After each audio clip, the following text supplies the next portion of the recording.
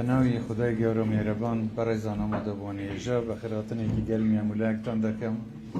زۆر خۆشحاڵم کە جارێکی تریشتوانیمان لێرە لە داڤۆس بەیەکەوە بگەین و بە ناوی خوددا ماڵی کوردستان لە داڤۆس هەم ساڵیش دەکەینەوە کە بۆ چەند ڕۆژی داهاتوو دەرگای کرەوە دەبێت بۆ ئێوەی بەڕێز و خۆشەویست و هەروەها بۆ میوانە بەڕێزەکانیش کە دەتوانن سەردانی ماڵی کوردستان بکەن لێرە لە داڤۆس لەو چەند ڕۆژەی کە کۆربەندی ئابووری جیهانی داڤۆس لێرە هەموو ساڵێک ئەنجام دەدرێت.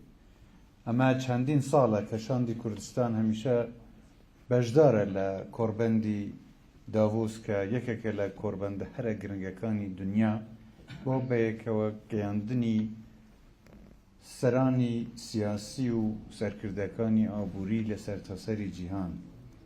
هەموو ئەو سەرکردانە سەرۆکەکان دێن لێرە کۆ دەبنەوە بۆ ئاڵۆگۆڕکردنی بیر و باوەرەکان، بۆ بووچوونەکان، گۆڕینی بووچوونەکان لەسەر ئالنگاریەکان دەرفەتەکان، چ لە ڕووی سیاسی چ لە ڕووی ئابووری. و ئەمە دەرفەتێکیشە بۆ ئێمەی کورد، خەڵکی کوردستان کە بتوانین بین لێرە بەشدار بین بۆ پەرەپێدان بە پەیوەندیەکانمان، چ لەسەر ئاستی سیاسی بێ یان لەسەر ئاستی ئابووری بێ، و هەروەها بازرگانەکانمان و بەرهێنەرەکانمان، سەرمایەدارەکانمان ئەو دەرفەتیان بۆ بڕەخسێت لێرە لەگەڵ سەرکردەکانی تری جیهان دیدار بکەن، گفتوگۆ بکەن، پەیوەندی دروست بکەن و دەرگای زیاتریش بۆ کوردستان بکەنەوە بە ڕووی و بەرهێنەرانی دنیا کە ئەو دەرفەتە لەوانەیە پێشتر وەکو پێویست نەبوو بێت، یانیش خەڵک زۆر شارەزای ئەو دەرفەت و فرسەتانە نەبوو بێت کە لە کوردستان هەیە. من سپاسی هەموو ئەو وەبەرهێنەر و بەڕێزانە دەکەم کە سپۆنسەری ماڵی کوردستانیان کردووە. ئەمە بۆ سێمین ساڵە و هەر ساڵیش ماشەڵڵا گەورەتر دەبێ و بە ڕێژەیەکی فراوانتر بزنسمەن و سەرمایەدارانی کوردستان لەم کۆربەندە بەشداری دەکەن. نازانم ساڵی داهاتوو لەوانەیە شوێنەکە بەشیشمان ناکە، ئەبێ لە شوێنێکی گەورەتر بگەڕێین.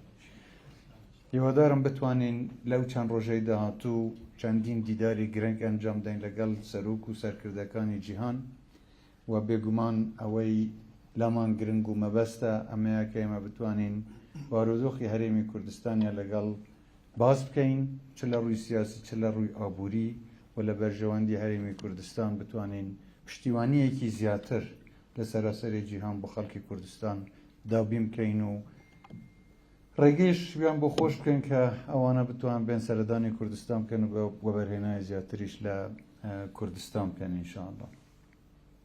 من تەمەنای سەرکەوتنتان بۆ دەخوازم، هیوادارم هەمووتان کاتێکی خۆش بەسەر ببەن و سەرکەوتوو بن لە کار و چالاکیەکانتان. زۆر زۆر سپاس.